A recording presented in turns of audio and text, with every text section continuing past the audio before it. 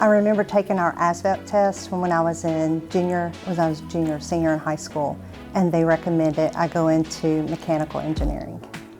And I remember being really upset because no one had explained to me what a mechanical engineer was. All I heard was mechanic. I was like, no, that's for boys.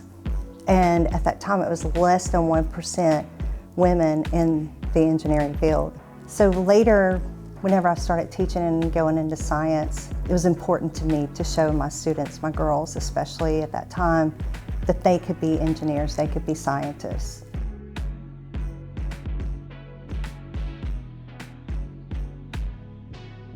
As a science teacher, I try really hard to show my students, especially of diversity, that they can be a scientist as well. Most of the time we ask our students to draw a scientist, they'll draw someone that looks like Albert Einstein. Crazy hair, the lab coat, the lab glasses, the nerdy look, and it doesn't always depict them. Middle school typically is where we lose a lot of interest, particularly in girls, in science.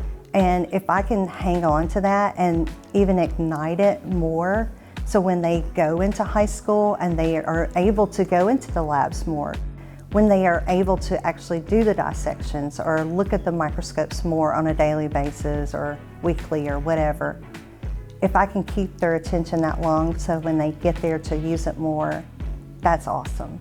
And then hearing later how some of my students went on into be a nurse or a pharmacist or an engineer. That's the science at work. I've always said that I get paid to play during the day because I can play with different toys. 7th grade science curriculum hits all of my nerdiness, if you will. It has biology, chemistry, and biomedical engineering.